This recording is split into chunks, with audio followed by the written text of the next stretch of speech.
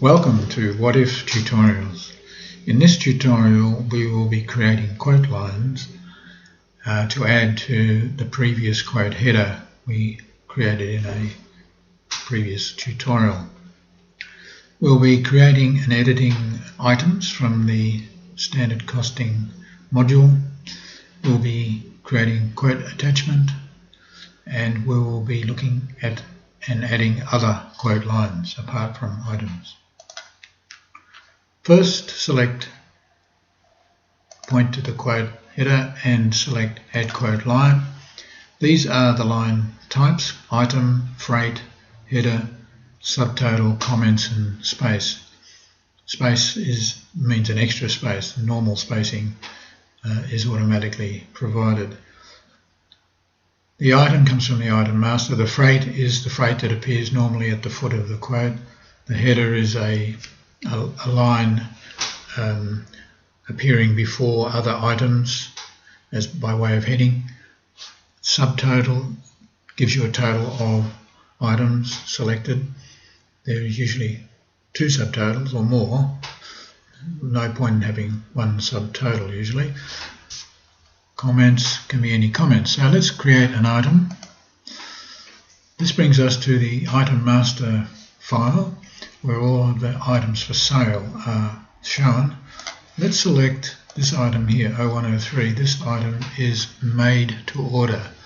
So this is an item we can bring in and configure to customer requirements. At this stage it's the standard of 3000 by 200. We'll use it. We'll bring it in. It comes in at the standard dimensions, and it comes in at the standard price and discount and cost and margin. Now, first thing we do is we enter the quantity 1. Now it asks whether the make quantity equals the sales quantity because the labour or setup labour involved in this product at standard is absorbed over 100 items, but we've only put in one item, and since it's a made to order item, all of the setup will be borne by one, so we say yes. Now we see immediately that the cost here is greater than the cost there, and that is simply because of this effect of the labour cost being absorbed only in one item. So we have our net sale price. This should be changed because the customer belongs to a 5% group and the standard was 12, but we want 5, so we'll change that. Okay, so we say OK. It's warning us that the margin is less than standard, but only by a small amount. We say yes. Okay, now, and this is the specification screen. We've got two halves. The left half is for the quote and the right half is standard. When you create an item, it brings in the standard. So these two are the same at the moment, but of course we are going to configure the item and the quote item side will become different. You can add or change the long description here. You can add or change these instructions. The instructions are for internal use only, by the way. And of course you need to change the dimensions. So let's go into quote dimensions. So these are the standard dimensions, 3000 by 200. We will change the length to 4000 and we'll change the width to 400. And we'll close. So now you see that in the dimension box we've got length equals 4000, width equals 400. So this will be shown on the quote along with the long description on the quote, but we won't vary it from standard. Now you can vary the user-defined classifications if that's required, if you're modifying this to the customer's requirements, so that can be changed as well. Now the other thing you can do here is you can add attachments, or you can put in a quote picture or refer to the quote picture. We will, for the moment, close this. These ticks here indicate that we want to print the dimensions and we want to print a long description, yes. So we've created an item now, a made item, made to order, and it's now 4000 by 400. Now, in addition to the cost being changed automatically for the setup labour, you may want to, and also the materials used in the bill of materials. Let me show you that. These are the items in the bill of materials, and because the items has got formula here, then the quantities of these items with formula will or may have been changed, and therefore the total cost changed as a result of changing the dimensions. So just to point that out. Now we can add further items in here, or we can edit the existing item. Cancel that. We can edit an item and say, well, okay, that TT1890, the cost really is now, we know it's 345, even though the standard is 156. So this is bringing the latest costs, if you like, that are known into play in the quote, in the items used in the bill of materials of the quote. So we go, okay. So there we have a change to the cost of materials. Likewise, you can edit the labour and overhead costs. You simply edit. You might decide that the setup time really doesn't require 2 people, and so on, or the run time, the number of units per hour is different, and so on. So you can edit the material and the labour cost to get the final result. So here we have, if we go back to have a look, we've now gone from a standard cost of 4365 to an actual, or if you like, quoted cost of 47931. Okay. Now, what I want to look at now is attachments. We've created an item, but let's say we want to add some information by way of an attachment for this item. We click specifications, we click attachments, and I've already created one there. So we'll have a look at that. So this is attachment 1 to item 1, so its reference is 1.0-/1. We've decided it's just text, but you have the choice of text, just a picture, or text and picture. They're the 3 formats for attachments. So we're using just the text one. So the picture file is irrelevant, and this is the default, or that was the default up to there. And you can change the text here, but we won't bother with that. So we'll say OK, and we've now got a attachment. So close that and go OK. Right. Now if I print the quote now,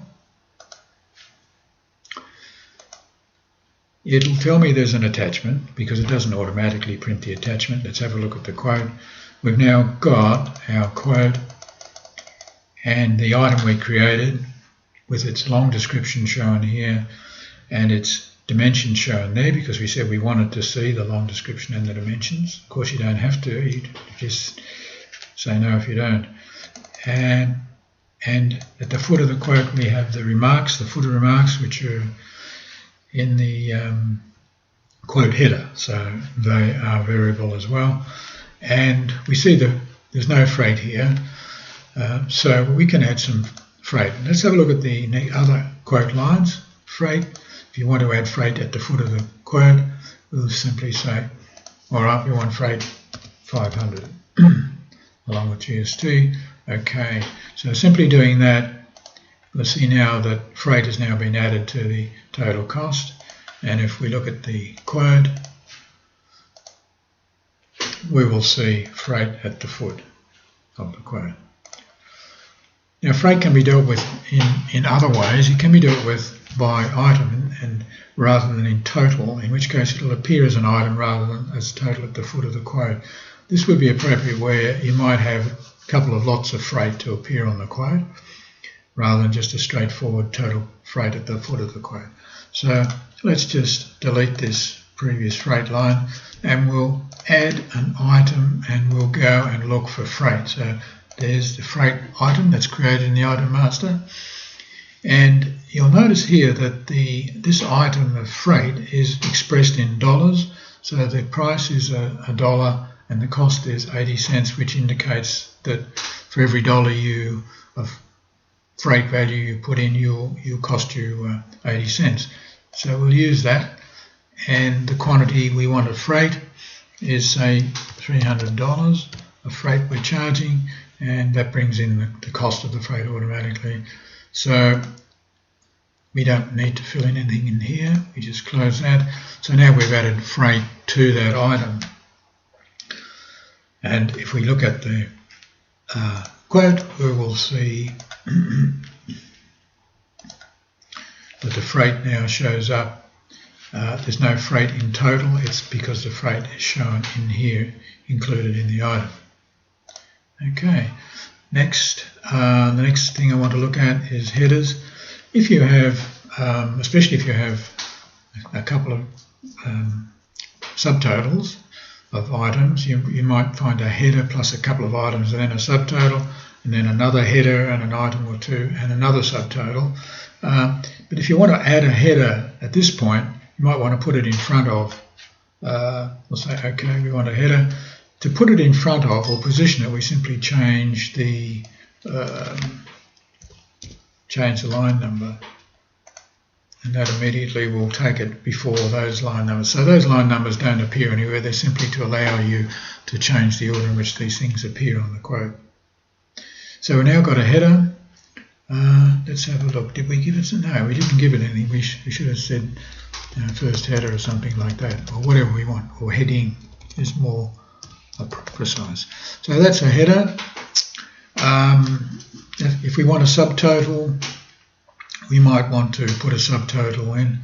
We simply go to where we want the subtotal to appear after, and we say add quote line subtotal, and it'll put it after 2, so it gives it 2.5.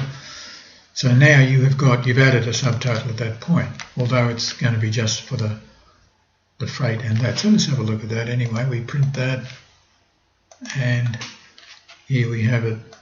First heading, the item, and the freight, and there's a subtotal.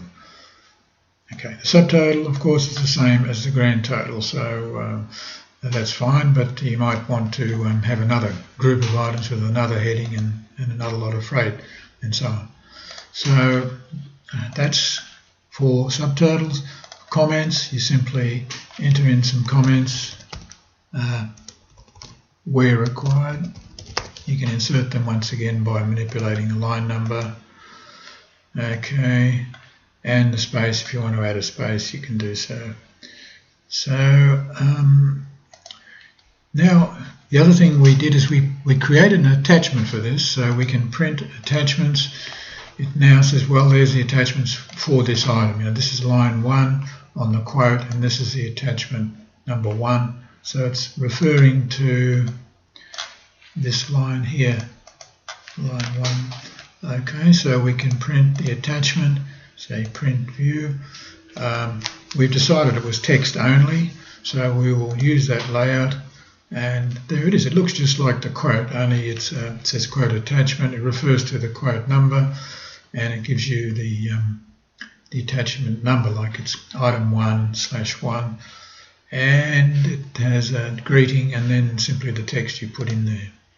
If you had selected text and picture, you would have text followed by a picture at the bottom. And of course the layout of this can be determined in the quote attachment layouts section of the main menu.